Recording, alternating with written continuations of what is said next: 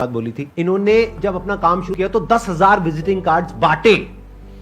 जब मैंने अपना काम शुरू किया था फोटोग्राफी का, तो मैंने पकड़ पकड़ करके किसी को नहीं छोड़ा, गली के कुत्तों तक को नहीं छोड़ा, उनकी भी फोटो खींची फ्री में। तो फ्री में आप मेकअप करो, क्या दिक्कत है? कुछ तो करने को मिल ही रहा है ना, कुछ तो सीखने को मिल ही रहा है। पकड़ लो जो भी मिलते, मोहल्ले में, फ्रेंड सर्कल में, फैमिली में, पकड़ लो, आ जाओ, मेकअप करो हर एक का। उससे क्या होगा, आपकी प्रैक्टिस हो रही है। अगर बैठे बैठे सोचते रहे तो सोचते ही रह जाओगे, कभी कुछ कर नहीं पाओगे। तो कुछ करो, कुछ स्टेप्स लो, कुछ थोड़ा बहुत शुरू कर दो, अपने आप ही रास्ते आगे से आगे खुलते चले जाएंगे। Thank you so much. किसी ने बड़े कमाल की बात कही है कि लोगों की बातों को दिल से मत लगाना। लोग तो अमरूद खरीदने से पहले पूछते हैं कि मीठे हैं ना, और बाद में नमक लगा के खाते हैं।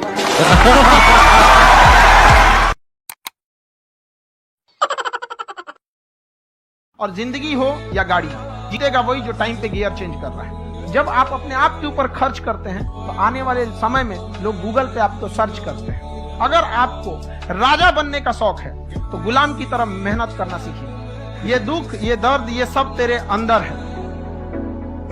तू अपने बनाए इस पिंजड़े से बाहर निकल के देख, तू अपने आप में एक सिकंदर है। जब आपसे लोग पूछते हैं ना क्या करते हो, तो जिनको कुछ पता नहीं होता वो हम लाल डिब, हमारा लाल डिब हम बेचते हैं, हम आयुर्वेदिक में। आज के बाद अपने जीवन में जब जब कोई आपसे पूछे आप क्या करते हो, सर मैं एक ऐसा बिजनेसमैन हूं जो इन्फोप्रेन्योरशिप के ऊपर काम करता हूं, इन्फोप्रेन्योरशिप के ऊपर। तो चाणक्य का सिखाया हुआ सिद्धांत याद रखना, चाहे आपके दांतों में जहर नहीं हो, सांप को सिखा रहा है वो, सांप के दांतों में जहर नहीं हो तो भी उसे 24 घंटे ऐसा ही दिखाना चाहिए जैसे उस जैसा जहर किसी के पास नहीं है। क्या सीखे?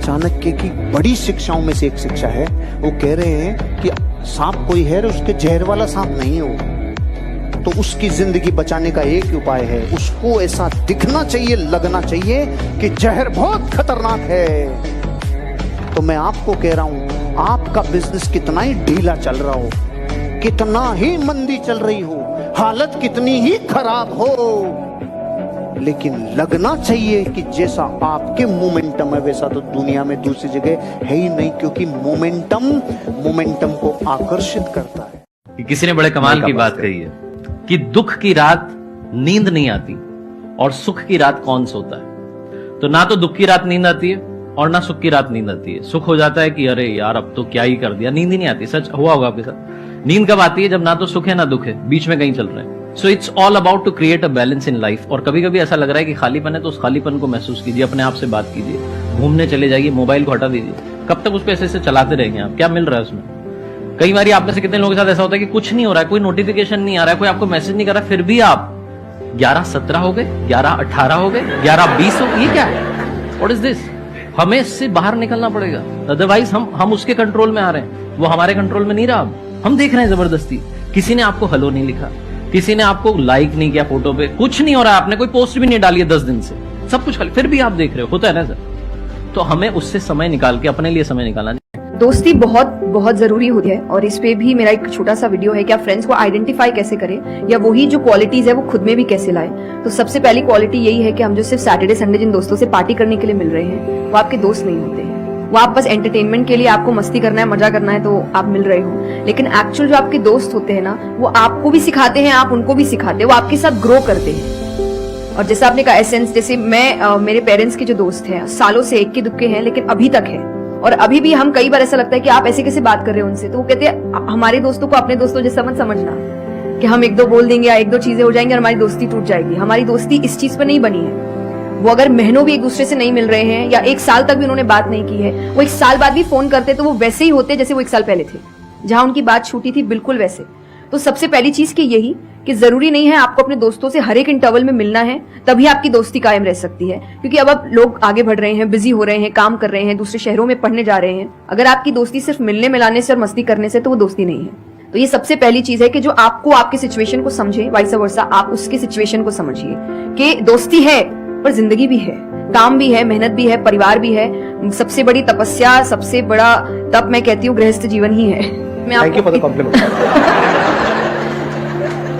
उसमें आपको इतना कुछ करना पड़ता है वो एक सिचुएशन को समझना जरूरी है। दूसरा, आजकल जो एक ट्रेंड बन चुका है कि फ्रेंड्स सपोर्टिव होने चाहिए, तो सपोर्टिव का मतलब ये नहीं कि तुम गलत भी करो तो जो कर्ण और दुर्योधन की दोस्ती थी कि नहीं भाई पाप भी कर, मार, गलत कर, मैं तो साथ खड़ा हूँ, ये दोस्त ये नहीं बहुत बड़ा होते पॉइंट बोला इन्होंने। हैं। ये दोस्त नहीं होते हैं। दोस्त आपको आपके पास खड़े रहेंगे सपोर्ट में, लेकिन ये हर वक्त बताएंगे कि तुम गलत हो, तुम गलत कर रहे हो, इसकी सजा मिलेगी।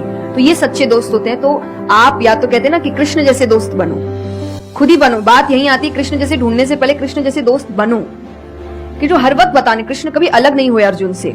जब वो कहने लगा कि मैं नहीं लड़ सकता, ये नहीं, उन्होंने उस वक्त बहुत डांटा कि क्षत्रिय है, ये तरीका है बात करने का, ऐसे बोलते हैं तो इतना बड़ा महाबाहु है, बड़े बड़े नाम बताए, याद दिलाया कि तुम कितने अच्छे हो।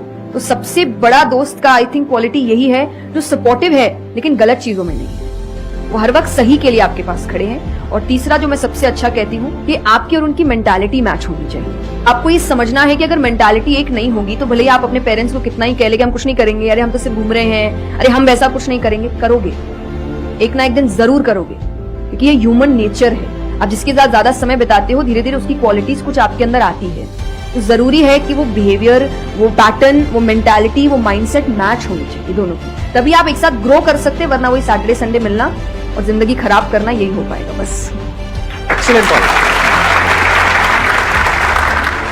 जब तक आपको दाल रोटी मिल रही है, जब तक आपके घर में सोने का बिस्तर है, सोने का मतलब स्लीपिंग गोल्ड वाला नहीं, घर में जगह है, इससे नीचे तो कोई नहीं जाएगा।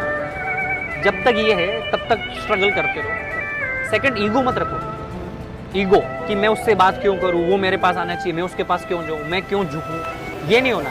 तीसरा, ask questions, start asking questions. अच्छे सवाल पूछना भी एक आर्ट है, हर कोई सवाल भी नहीं पूछता आता है। अगर आपको नहीं आता कि माइक कैसा लगता है तो पूछ लीजिए। अगर आपको नहीं पता कि बिजनेस प्रोफाइल कैसे बनाते हैं, पूछ लीजिए। इंस्टाग्राम का अकाउंट, स्टार्ट आस्किंग क्वेश्चन। चौथी चीज, आपको ये पता होना चाहिए कि जर्नी आपकी है, स्ट्रगल आपका है। तो सक्सेस का अगर फल मीठा है, तड़का कैसा भी होगा आपको मिलेगा।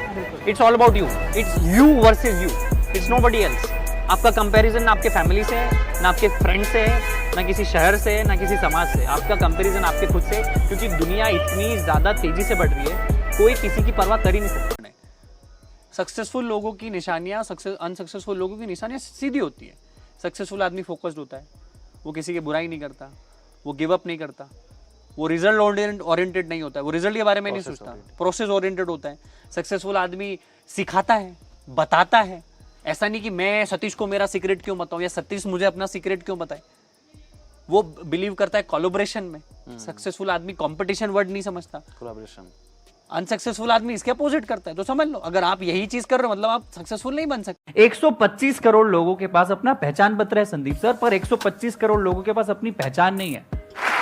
तो वो पहचान देने का काम ये भैया ने चालू किया कि अपना कुछ करो, रेडी चालू करो, क्योंकि दूसरों की परछाई बनने से अच्छा है खुद की चाय की दुकान। Thank you very much Sandeep sir, यहाँ के बड़ा सौभाग्य लग रहा है। मोटिवेशन की जो गंगोत्री भैया यहाँ से निकलती है देश में। यहाँ बैठना, वो पाना, IIT, IIM, खुद का मिलियनर बनना, बिलियनर बनना, खुद की परिवार की पहली BMW मर्सिडीज लाना, माँ बाप को विदेश घुमाना, फ्लाइट में घुमाना, सब काम करोगे ना सब आसान हो जाएगा। तो वो ऐसा फीलिंग हो रहा है अभी, आपकी सब चीज पूरी हो जाएगी। कोई बड़ी चीज नहीं होती, बस सोचो आप।